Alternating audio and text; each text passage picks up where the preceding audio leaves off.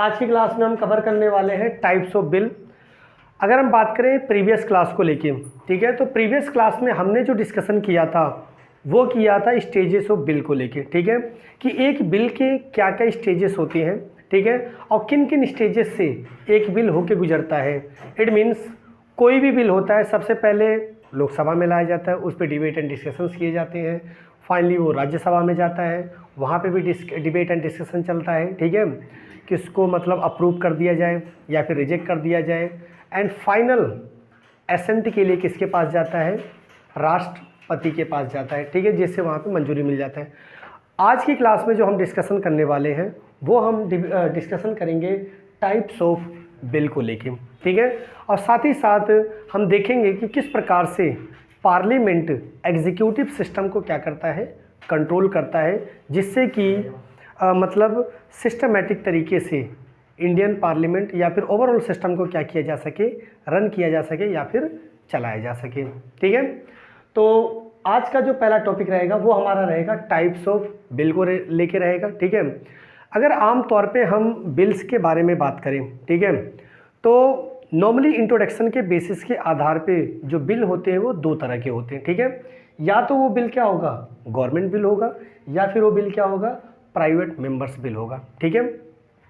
For example running government है और monthly basis पे कोई भी बिल, मंथली बेसिस पे बिल क्या किए जा रहे हैं, इशू करे जा रहे हैं या फिर बिल्स लाए जा रहे हैं, इस तरह के बिल्स को हम किस कैटेगरी में रखते हैं, गवर्नमेंट बिल्स की कैटेगरी में रखते हैं, ठीक है। इसके अलावा कोई भी अदर्स बिल्स जो भी पार्लियामेंट में इंट्रोड्यूस किए जाते हैं, चाहे वो इंडिविजुअल बॉडी के द्वारा हो, ठीक है, या फिर अनदर कोई भी प्राइवेट मेंबर्स के द्वारा उस बिल को इशू किया जा रहा हो, ठीक है, इस तरह के बिल को हम प्राइवेट मेंबर्स बिल्स की कैटेगरी में रखते हैं, ठीक है। नॉर्मली अगर आपसे पूछा जाए एग्ज़ाम में या फिर नॉर्मली आपसे डिबेट एंड डिस्कशन में पूछा जाए कि बिल्स के कितने टाइप्स होते हैं, तो आप नॉर्मली बिल्स के बता सकते हैं दो टाइप्स होते हैं। या तो कोई भी बिल क्या होगा, मनी बिल होगा, या फिर कोई भी बिल क्या होगा, नॉन मनी बिल होगा। और हमने मनी बिल के बारे में काफ़ी क्या किया था, डिबेट एंड डिस्कशंस कर चुके थे प्रीवियस पार्ट में, ठीक है। तो मनी बिल जो कि गवर्नमेंट के द्वारा इंट्रोड्यूस किया जाता है, जिसका ओवरऑल जो रोल प्ले करता है वो कौन करता है, आपका मतलब पार्लियामेंट का जो सदन लोकसभा करता है। और बाकी नॉन मनी बिल्स की अगर हम बात करें तो यहाँ पे दोनों सदन यानी Lok Sabha as well as Rajya Sabha दोनों के वहाँ पे क्या होते हैं, इम्पोर्टेंट रोल्स माने जाते हैं, ठीक है। आई होप आपको क्लियर हो गया होगा टाइप्स ऑफ बिल होता क्या है, ठीक है। और अब हम बढ़ते हैं नेक्स्ट टॉपिक की ओर, ठीक है। How does the parliament control the executive, ठीक है। अगर हम इंडियन टायर्स स्ट्रक्चर के बारे में बात करें तो जो इंडियन सिस्टम है वो तीन बेसिस पे काम करता है, एग्जीक्यूटिव, लेजिस्लेटिव एंड जुडिशरी। एक कानून बनाता है, दूसरा उसको लागू करता है, और तीसरा उसकी क्या करता है, डिस्क्रिप्शन करता है, यानी उसको क्या करता है, व्याख्या करता है, ठीक है। तो अगर आपके एनसीईआरटी के बुक के हिसाब से देखा जाए तो एग्जीक्यूटिव चैप्टर पहले है और लेजिस्लेटिव बाद में है, लेकिन यहाँ पे हम क्या कर रहे हैं, लेजिस्लेटिव को समझ रहे हैं, ठीक है, क्योंकि ऑलरेडी आप एग्जीक्यूटिव समझ चुके होंगे, ठीक है। तो आम तौर पे अगर हम एग्जीक्यूटिव की बात करें, ठीक है, तो वो क्या करता है, कानून बनाता है, यानी लॉ मेकिंग बॉडी माना जाता है, और उसको अप्रूवल देना है या नहीं देना है, यह सब काम किसका होता है, लेजिस्लेटिव, जिसको हम आम भाषा में क्या कहते हैं, पार्लियामेंट कहते हैं, ठीक है। तो यहाँ पे हमें देखना है कि किस तरह से पार्लियामेंट एग्जीक्यूटिव को क्या करता है, कंट्रोल करता है, जिससे कि ओवरऑल सिस्टम एक बेहतर तरीके से क्या किया जा सके, मैनेज कैसे। उसके कुछ अपने बेसिक टूल्स हैं जिसके आधार पर एग्जीक्यूटिव को क्या किया जाता है, कंट्रोल किया जाता है, ठीक है। तो जो पहला कंट्रोल टूल है वो क्या है, आपका एडमिनिस्ट्रेटिव कंट्रोल है। देखिए ओवरऑल जो भी बिल होता है, जो भी प्लान पॉलिसीज होता है, वो सब कुछ कहाँ लाया जाता है, आपका पार्लियामेंट में लाया जाता है। वो भी किसके द्वारा लाया जाएगा, एग्जीक्यूटिव के द्वारा लाया जाएगा। तो वहाँ पे अब जो लेजिस्लेटिव है वो एग्जीक्यूटिव को कंट्रोल करता है, ठीक है, क्वेश्चंस पूछ के।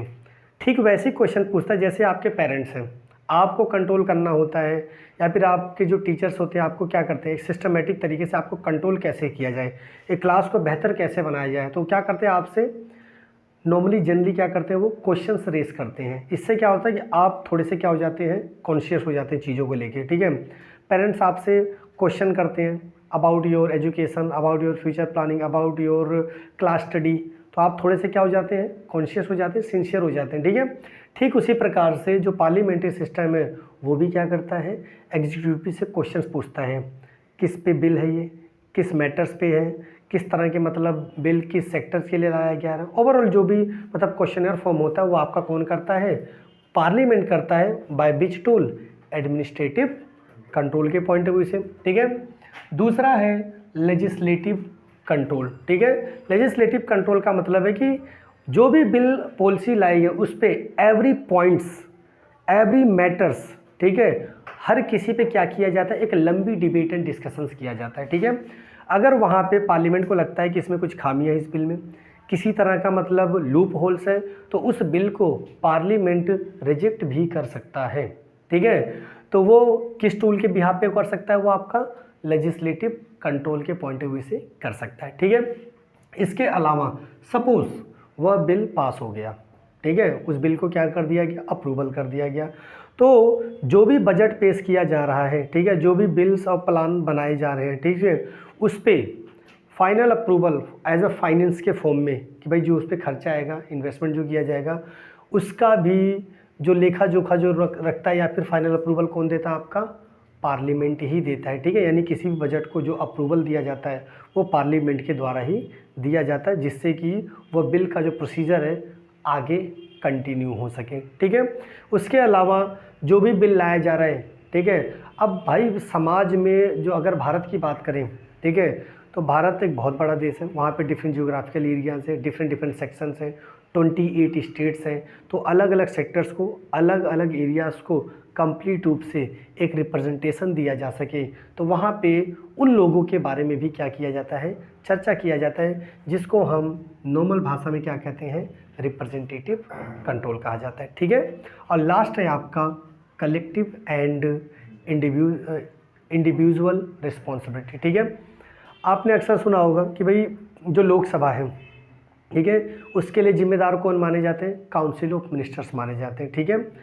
इवन एक भी काउंसिल ऑफ मिनिस्टर्स पे किसी भी तरह का लूप होल्स या फिर किसी तरह की खामियां निकलती है, तो यह जो रिस्पॉन्सिबिलिटी है वो ओवरऑल पूरे के पूरे काउंसिल ऑफ मिनिस्टर पे क्या करी जाएगी, थोप दी जाएगी। इसीलिए कहा जाता है कि जो काउंसिल ऑफ मिनिस्टर्स हैं, यानी प्रधानमंत्री के साथ जो काउंसिल ऑफ मिनिस्टर्स हैं, वो एक साथ डूबते भी हैं और एक साथ क्या होते हैं, उभरते भी हैं, ठीक है। तो हम ये कह सकते हैं कि ओवरऑल किसी भी एग्जीक्यूटिव बिल को लेके जो पूरी की पूरी जो रिस्पॉन्सिबिलिटी होती है वो किसकी होती है, एग्जीक्यूटिव, या फिर हम कह सकते हैं आम भाषा में काउंसिल ऑफ मिनिस्टर्स की होती है, जो उसको क्या करते हैं, बिल को पेश करते हैं, ठीक है।